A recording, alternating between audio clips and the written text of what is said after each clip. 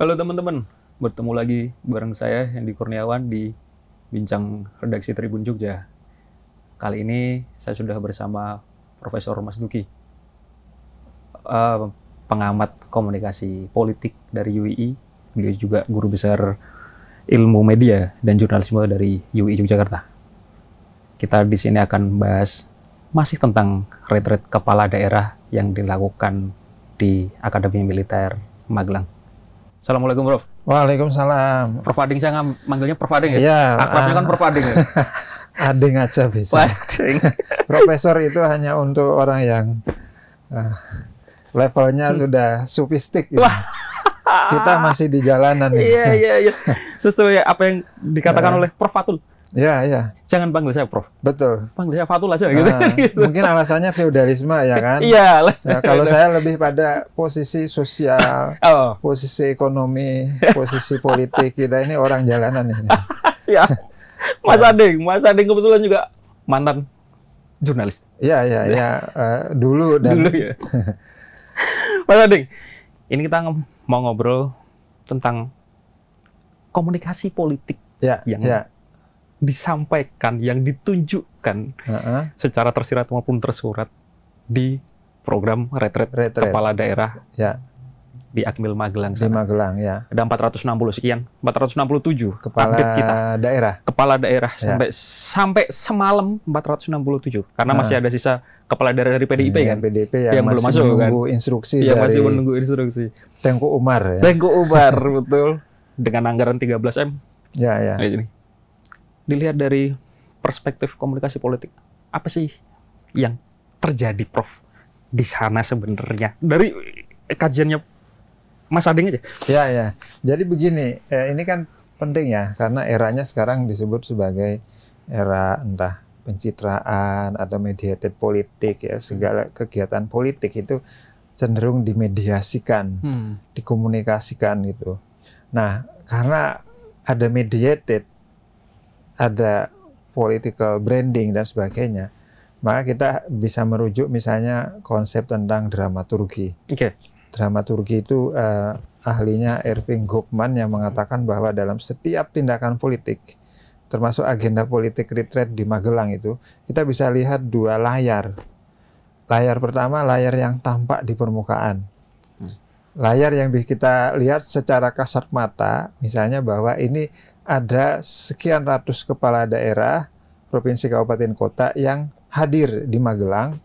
Kemudian juga ada menteri, ada presiden, ada mantan presiden yang memberikan materi. Dan jauh lebih penting juga ada sebuah acara besar yang namanya retreat itu dengan lokasi di Akmil. Itu ya kasat mata gitu ya. Itu mungkin kalau orang melihatnya semata di situ, kalau pakai pendekatan drama, itu kan sebuah social engineering, rekayasa sebetulnya. Itu bukan sesuatu yang by nature. Dan kita tahu bahwa ini memang political program. Jadi program politik Prabowo di awal-awal dia menjabat. Dan sebagai seorang presiden, ya dia punya hak itu ya. Ini satu otoritas. Nah, tetapi dalam konteks kajian mengenai komunikasi politik, warga negara itu juga punya hak untuk melihat apa yang terjadi di sebaliknya atau melakukan namanya interpretasi. Karena selalu dalam drama, ini drama ya, drama itu kan istilahnya sebuah story yang dipanggungkan, itu pasti ada yang tampak, ada yang tidak tampak. Jadi dalam bahasa lain tuh politik Indonesia atau sesungguhnya dimanapun seluruh dunia itu punya dua wajah. Ada wajah yang ditunjukkan ke publik, ada yang tidak. Nah, seringkali wajah yang ditunjukkan karena ini era pencitraan politik itu selalu tampak baik. Padahal di belakangnya atau di belakang panggung itu sesuatu yang sesungguhnya bisa 100% sebaliknya. Jadi panggung belakang tidak identik dengan panggung depan dan sebaliknya. Apalagi kultur politik kita itu penuh dengan hipokrisi istilahnya ya. Penuh dengan kemunafikan.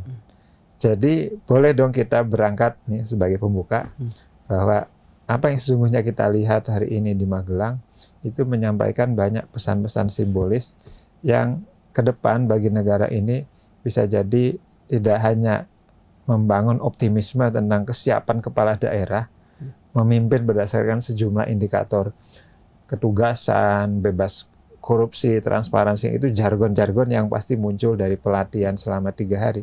Tapi sesungguhnya di balik itu ada proses negosiasi. Ini yang perlu diwaspadai, di cross check, dilihat betul. Dan ini juga mungkin tantangan untuk teman-teman pers ya, bagaimana menginvestigasi ini semua. Oke, bagaimana kalau kita membaca simbol? Ya kan? Artinya beyond dari yang tampak secara verbal. Yang tidak terlisankan. Ya. Pertama, mengapa ini diberi nama retreat itu? Padahal sebetulnya kita bedah dulu retreat itu apa itu? itu Kita retreat? bedah dulu retreat itu. Kalau menurut KPBI itu kan gitu. Iya. Retreat itu kan menepi untuk mendekatkan diri kepada Tuhan kan gitu. Iya. Iya. Itu kan dalam tradisi religius. Dalam tradisi religius. Iya. Juga dalam tradisi kultural kita. Iya. Jadi kalau di Jawa tuh ada orang senang bertapa ke perbukitan Iya, misalnya, atau ke tempat yang dianggap sakral. Iya. Kalau kita bulan puasa nanti ada namanya orang itu iktikaf gitu ya. Itu berhenti, kalau mungkin di tradisi Buddhism itu namanya, kalau di Magelang di mana itu mendut, orang yoga tapi bentuknya adalah pertapaan, meditasi. I see. Nah, coba lihat, ini namanya retreat tapi programnya saya kira kok tidak sepenuhnya inline. Jadi kalau boleh membayangkan bahwa ini retreat, seharusnya itu kan dilakukan di komunitas-komunitas yang langsung misalnya ya mengalami kemunduran pembangunan, krisis sosial dan sebagainya. Intinya belanja masalah gitu ya. Belanja masalah. Misalnya kalau perlu retreatnya itu ke Wadas gitu ya, Purworejo gitu ya. Atau ke Kendeng gitu. Ya, ke Kendeng gitu. Sesimpel itu. Sehingga simbolis mengatakan bahwa ini sedang belanja masalah yang menjadi dosa-dosa presiden sebelumnya untuk diatasi. Kemudian biasanya kalau orang sesudah retreat itu kan mengalami healing ya, mengalami refreshment dan enlightenment. Enlightenment, itu lebih tepat.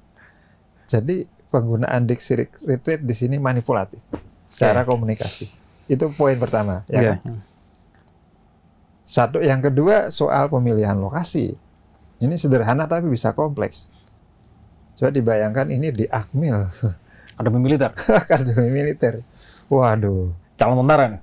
Iya, ada banyak konteks yang kita bisa refleksikan dari base camp tentara gitu. Pertama adalah yang namanya military academy, itu yang utama dia adalah doktrinasi tentang sebuah kepatuhan, ketundukan pada satu otoritas. Komando. Itu pesan komando ya. Militer kan begitu. Militer itu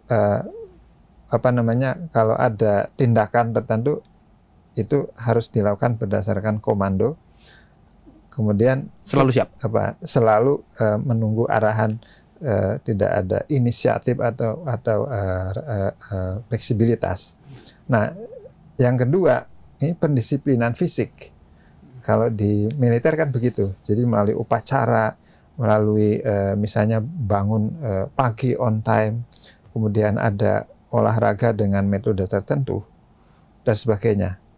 Kemudian ini yang paling serius. Jadi akademi militer memang habitnya begitu. Itu dia adalah kebenaran tunggal. Kebenaran tunggal. Kalau tidak kan memang ini bukan tradisi militer gitu. Jadi apa yang dikatakan misalnya Presiden Prabowo itu adalah sebuah fatwa. Secara komunikasi politik tuh dia dianggap sebagai istilahnya figur yang merefleksikan seorang raja atau seorang komandan, bukan semata presiden. Instruksi berarti? Instruksional. Nah, 3 elemen ini itu saya kira secara simbolis muncul di benak publik ketika itu diadakan di Akmil. Walaupun pernyataan Pak Wamen ya, apa itu siapa namanya, Wamendagri Arya Bima. Bima Arya itu selalu sifatnya adalah positif gitu, bahwa ini bagian dari upaya untuk soliditas dan sebagainya. Tapi dengan pemilihan lokasi itu ada soal di situ. Nah, isu lain saya kira yang kemudian juga penting digarisbawahi, konteksnya hari ini pemangkasan anggaran, penghematan dan sebagainya. Ada krisis ekonomi, angka kemiskinan yang tinggi. Ada kontradiksi yang cukup besar nggak ya, Prof? Ada pesan yang tidak sampai atau cenderung berlawanan di situ. Satu sisi kayak ada upaya mengkoordinasikan pembangunan kira-kira gitu dalam bahasa positif dengan dikumpulkan. Tapi sisi lain ini pemborosan. 13M, Prof. 8 Iya. hari. Ya, bayangkan kalau itu dilakukan lewat Zoom kan selesai. Toh katanya online. Efisien ya, kan gitu. Iya, jauh lebih efisien. Ya itu pasti. Nah, jadi ada selalu problem di sini atau gap antara apa yang dikatakan ditunjukkan dengan simbol-simbol lain yang tadi itu. Lokasi, kemudian motif, kemudian soal diksi, retreat. Soal apa lagi? Banyak lagi, Bro. Ya. Kita bedah gini sekarang, Prof. Saya bacakan sedikit agenda. Ya. Dari pukul 5.30 sampai 20.30. Dimulai dari senam pagi, persiapan, makan pagi, apel pagi. Ya. Terus visi misi program prioritas dan program hasil terbaik capat presiden oleh Mensesnek. Ya. Sosialisasi RPJMN oleh Kepala Bappenas. Astacita pertama oleh Menko Polkam. Astacita kedua oleh Panglima TNI, Astacita ketiga oleh Menko Bidang Pertanian. Ya. Semuanya apa bersifat instruksional kan? Birokratik, organik, dan sifatnya adalah basisnya yang disebut dengan penjelasan dan distribusi otoritas ketugasan itu. Sekarang pertanyaannya, Indonesia ini membutuhkan pemimpin daerah yang seperti apa gitu. Jadi ini kalau pakai cara logika mahasiswa hari ini itu ya, semua materi itu mereka bisa dapatkan lewat search engine. Gitu. Artificial intelligence kan membantu sekali. Tidak perlu harus disampaikan menteri secara langsung. Menteri bisa ngomong lewat podcast itu ya, misalnya datang ke Tribun ini, selesai. Ini kita bicara teknologi ya kan, yang sangat membantu. Tapi kita mari bicara konten, substansi. Sekali lagi, apa yang ingin disampaikan dari seluruh substansi konten itu? Ya, kepala daerah itu harus diberikan berbagai informasi yang sifatnya organik, birokratik, tentang agenda pembangunan dan seterusnya. Nah, sebetulnya yang dibutuhkan dari kepala daerah hari ini itu karakter seperti apa? Itu kan yang kenapa enggak misalnya ya, ini kan karena saya juga backgroundnya dari NGO gitu ya. Kan bisa materinya itu tentang bagaimana mengelola apa namanya kemampuan leadership supaya bisa melahirkan program-program yang lebih berbasis kerakyatan. Lalu kemudian misalnya bagaimana mengembangkan gagasan-gagasan atau program-program anti korupsi, program-program yang tidak berisiko pelanggaran HAM dan sebagainya. Memang kata HAM ini agak sensitif memang, karena Presiden Prabowo bagian dari masalah di sini kan, jadi nggak mungkin begini. Lalu dicarilah diksi-diksi yang sebetulnya itu tadi orang bisa dengan mudah memperolehnya dari YouTube, dari website Kemdagri, website, iya kan? Jadi sebetulnya di normatif kan ya? Pasti normatif, ya, informasi kebijakan semata. Balik lagi ke retret itu kan harusnya refleksi, merefleksikan ini semua, belanja masalah, lalu kemudian way forward, bagaimana selanjutnya, yang itu nanti berupa sesi-sesi yang sifatnya justru bottom up. Para kepala daerah itu diminta untuk berbicara di balik posisinya, lalu Pak Prabowo dan Menteri mendengarkan. asik tuh. Ya, saya nggak baca ya, Mas. Sejenengan baca mungkin lebih detail 3 hari itu. Tadi saya dengar pagi-pagi aja sudah harus olahraga gitu. Pagi. Kenapa Senam. nggak meditasi gitu pagi-pagi? Atau ditulis lah di situ misalnya sholat subuh gitu kan? Ada sih isomanya ada. Ada isomanya, ada ya, isomanya. tetap, ya. Itu penting ya. Tetapi sekali lagi, siapa yang merancang program ini menggambarkan dia satu birokrat yang sangat militeristik, top down dan sebagainya. Ya dia mungkin menerjemahkan apa yang ada di pikiran Prabowo, saya kira tidak salah, tetapi Prabowo mungkin belum move on atau out of the box dia membayangkan masih sebagai tentara ini, sebagai military leaders, dan kepala daerah itu pasukan. Ini kan bahayanya. Ini negara kan bukan negara kerajaan dan negara sangat jelas militer. Mas tercitrakan seperti itu ya, mengkondisikan bahwa kepala daerah ini pasukan itu seolah-olah seperti itu. Iya, itu kan sesuatu yang tidak terkatakan, tapi interpretasi mengatakan itu kan ya. Iya, nampak dari simbol, lokasi, program aktivitas dan sebagainya.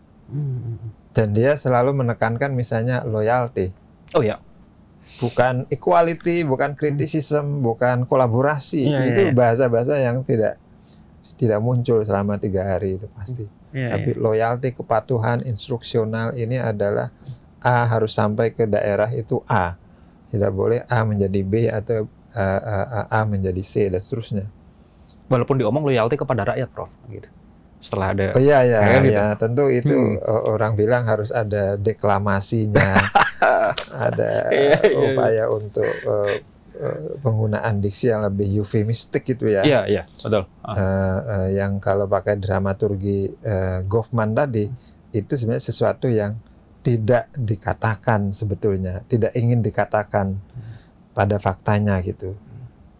Jadi kita sungguh prihatin karena ini budaya politik dramaturgi ini kuat sekali di Indonesia. Jadi kalau era sebelum Prabowo itu ada Pinocchio ya, Pinocchio Jawa katanya. Nah, saya kira nggak beda jauh ini, nggak beda jauh. Ada Pinocchio, ada Jawanya. Lalu kalau ngomong efektivitas dan tujuan, Prof, secara komunikasi politik, apa yang ingin dicapai? Jadi kalau saya membaca akhirnya ya, ini kan kita bicara akhirnya beyond dari 3 hari ini sebagai sebuah refreshment kebijakan. Tapi pesan utama yang sepertinya ingin disampaikan adalah soliditas. Dan itu ternyata tidak bisa setelah para kepala daerah PDIP itu balelo istilahnya. Jadi pesan utama yang mau disampaikan tidak tercapai, bahwa Prabowo ingin mengumpulkan seluruh kepala daerah dan semua kepala daerah itu datang, kumpul. Itu kan sebetulnya. Materi whatever lah. Mau olahraga seharian isinya. Tapi dia ingin bilang bahwa ini, saya adalah the strong man, the strong president. Dan celakanya itu nggak bisa. Ini gegara ada isu lain, kasus lain kan. Ketika Hasto ditersangkakan terus dipenjara. Ini kan political game ya menurut saya gitu. Tidak selalu Hasto atau Megawati juga benar ya. Tapi ini kemudian mereka mencoba menjadi pengganggu dari ambisi Prabowo untuk menjadi strongman. Dan sebagai satu political trick, ini PDIP berhasil, gitu, Bu Mega. Nah, ini lalu balik lagi. Lalu pertanyaan jenengan itu akhirnya kan kita bisa menjawab bahwa ini pada akhirnya tidak efektif untuk sebuah tujuan politik Prabowo. Bahkan itu, ketika banyak orang yang menduga untuk 29, kepentingan 29, 2029. Ya, itu harus ditinjau ulang. Karena Prabowo pasti ingin melihat ada direction tentang loyalty itu. Nah, dia akan belajar banget dari situasi ini bahwa mungkin dia akan menggandeng PDIP itu lebih penting misalnya daripada ya daripada mempertahankan relasinya dengan Jokowi misalnya. Ini lama-lama ini Jokowi banyak blundernya untuk Prabowo. Sebetulnya. Jadi ini kalau dalam permainan catur itu ini kartu mati sebetulnya ya. Kelihatannya aja di awal kayak ada cahaya dari Jokowi ini semacam protection Prabowo itu nggak akan terganggu. Tapi dalam banyak respon Jokowi menurut saya ini buat dia ini blunder ya. Tapi saya nggak tahu, kita tidak tahu persis kenapa Prabowo masih seperti di bawah pelindungan Mulyono ini. Ya kan? Di bawah lindungan Ka'bah itu kan novelnya dulu yang terkenal dari Sultan Takdir Ali Sabana. Tapi dalam pernyataan Pusat Studi Agama dan Demokrasi UI, kebetulan saya ketuanya, itu kita kasih judul itu. 100 hari Prabowo itu judulnya adalah masih di bawah lindungan Mulyono. Gitu. Mas Ade, kita refleksikan mundur ke retret kabinet. Ya. Pasca dilantik. Gerbong kabinet segitu besar. Dibawa juga ke Akmil. Ya. Sekarang sudah jalan 100 hari. Ya. Kabinet itu berjalan. Ya. Dan hasilnya saya pikir tidak mencerminkan juga tuh apa yang di materi yang disampaikan di retret Magelang waktu itu juga tidak terimplementasikan. Buktinya sudah dari reshuffle sekarang. Ya, betul. Menterinya Mas Ading nih dari reshuffle nih. Ya, Mendikti ya. Mendikti Ristek. Ya. Belum lama dari itu terjadi masuk ke retret kepala daerah. Bukankah secara komunikasi ini sangat-sangat buruk, Prof? Citra yang disampaikan, wingi aja gagal kok, wingi wae gagal kok saiki. Ya. Bikin lagi gitu. Ya, ini menarik. Jadi ini bisa ada hubungannya, bisa tidak kan gitu. Artinya kalau dengan menteri itu kan dia bawahan langsung. Bawahan langsung. Jadi pertama ada isu tadi loyalitas, dia berhasil itu, semua datang. Kemudian yang kedua soal apakah itu punya efek terhadap kinerja. Itu soal lain kan kemudian. Karena Prabowo ini kan kabinetnya selalu gemuk dan semua ingin diakomodasi. Jadi ini kalau dibuat analogi lain, ini kan sebenarnya adalah panti sosial. Panti. Jadi bukan sebuah orkestra yang orang itu semua mau bekerja. Harmoni dengan tugas masing-masing gitu kan? Enggak. Ya. Tapi mereka itu ingin mendapat bagian saja. Ini kayak ibaratnya tiba-tiba ada durian runtuh atau ada emas ditemukan di pinggir laut, lalu semua pengen merubung, mengambil bagian. Nah, dia nggak ada sense of crisis keluar ke masyarakat sebenarnya. Itu yang sebetulnya gagal dibangun, harusnya bisa dilakukan melalui retreat. Kalau mengikuti retreat yang benar tadi, yang kita bayangkan punya irisan dengan tradisi keagamaan, tradisi budaya, di mana ada pencerahan yang muncul. Saya kira hasil dari retreat pertama kemarin itu adalah semua happy, ya, semua happy, tetapi dalam kerangka mereka semua sudah dapat bagian dari kekuasaan itu. Lalu yang terjadi kemudian bingung apa yang harus dilakukan pada masa kerjanya. Lalu tiba-tiba ada staf khusus yang menghina penjual es gitu kan, ada kan itu. Jadi yang tidak sama sekali substantif perilakunya itu. Lalu ada yang boy raidernya itu galak dengan warga biasa.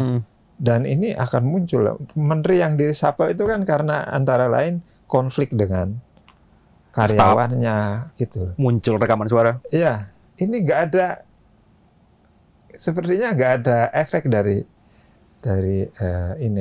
retret. Nah, hal yang sama sepertinya mau dicoba dengan kepala daerah ini kan. Bukan lebih kompleks, Mas? Jauh lebih besar anunya kan, ekosistemnya. Sekali lagi. Bukan pembantunya juga.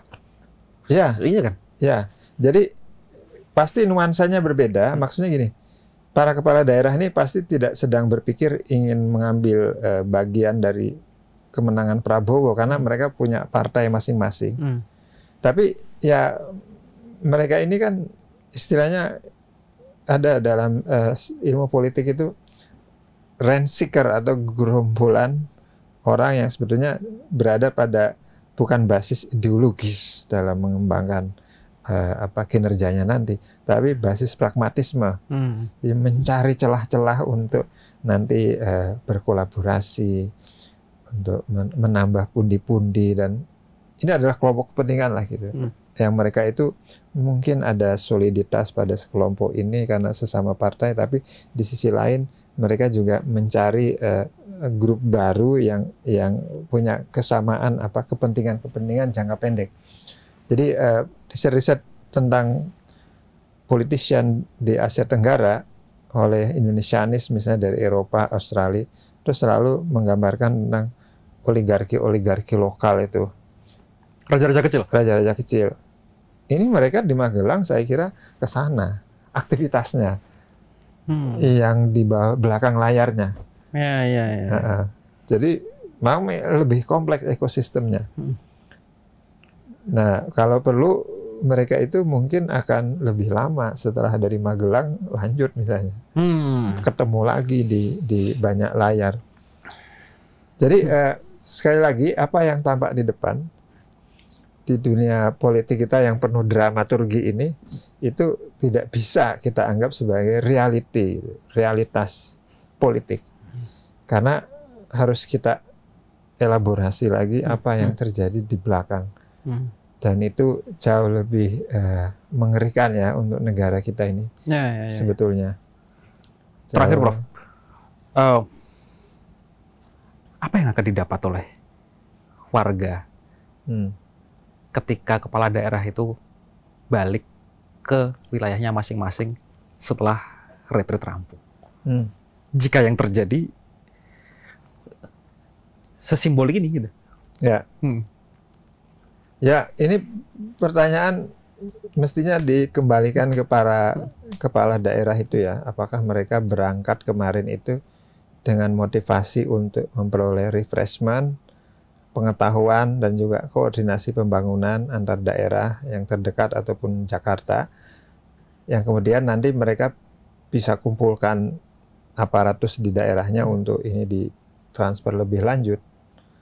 Ataukah tadi mereka adalah sekelompok orang atau semacam gerombolan ini, politisi, rent seekers, yang memang saling mencari peluang-peluang untuk memangsa gitu ya, saling membangun kolaborasi untuk kepentingan jangka pendek. Kalau yang terjadi yang pertama, maka tentu ini ada good direction gitu ya. Jadi karena pada akhirnya kan loyalty dari kepala daerah tentu pertama kepada warganya, masyarakat. Yang kedua tentu kepada presiden sebagai pimpinan tertinggi negara ini.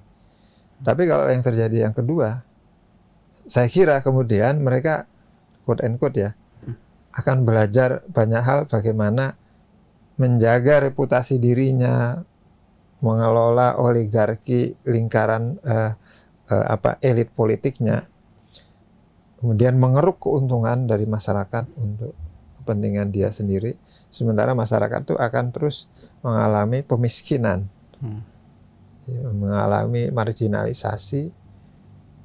Yang ini juga kalau kita bicara kemudian komunikasi politiknya ya, artinya masyarakat tuh akan terus nanti menghadapi periode-periode disinformasi, periode-periode di mana ketika politisi yang tadinya bahasa anak muda itu culun gitu ya, bahasa anak muda itu belum cukup melek gitu politik, tapi karena ikut di Magelang 3 hari, mereka jadi over dewasa. 8 hari Bro, 8 hari di sana. Oh iya, jadi over dewasa, jadi mengalami pematangan terlalu dini.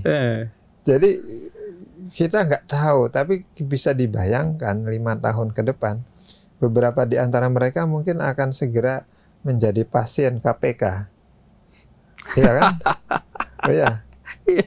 Jadi yang terjadi bukan belajar tentang public politics itu ya, politik kepublikan, public interest politik di Magelang, itu tidak. Tapi yang terjadi adalah politicking atau private interest politik.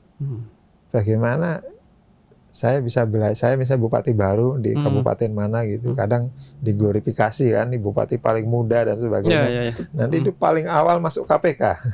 Bisa jadi. Gara-gara 3 hari di Magelang gitu. Kan mengerikan tuh hasilnya kalau yang terjadi itu. Artinya gagal gitu. Iya. Baik rate-nya maupun gagal dalam kinerjanya kemudian. Dan paling gampang begini, Mas. Ini kan harus dilihat ya, misalnya setahun, nggak usah setahun, 6 bulan setelah rate ini. Apa sesungguhnya yang mereka kerjakan nanti? Kan gitu. Kalau kita bicara bahwa negara ini satu komando, yes, jadi artinya berbagai pembangunan planningnya itu disampaikan di Magelang, harusnya nanti implementatif itu. Tapi dalam ekosistem politik kita, layernya kan banyak. Layer pertama presiden. Yang kedua adalah partai politik. Yang ketiga adalah kelompok oligarki kecil yang terbangun di daerah masing-masing itu. Yang keempat adalah dirinya sendiri, politisi itu sendiri. Magelang faktornya hanya 1 dari 4 faktor yang lain.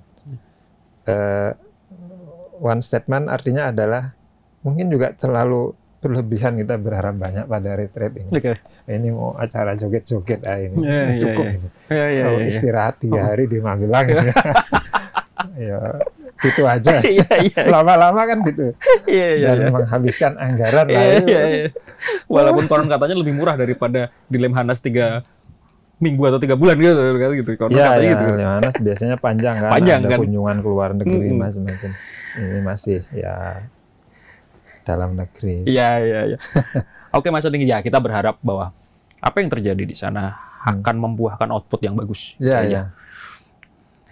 Semoga itu akan membawa dampak kepada kita langsung. Karena mereka akan kembali ke kita masing-masing. Betul. Kita akan menjadi pemimpin di wilayah kita masing-masing.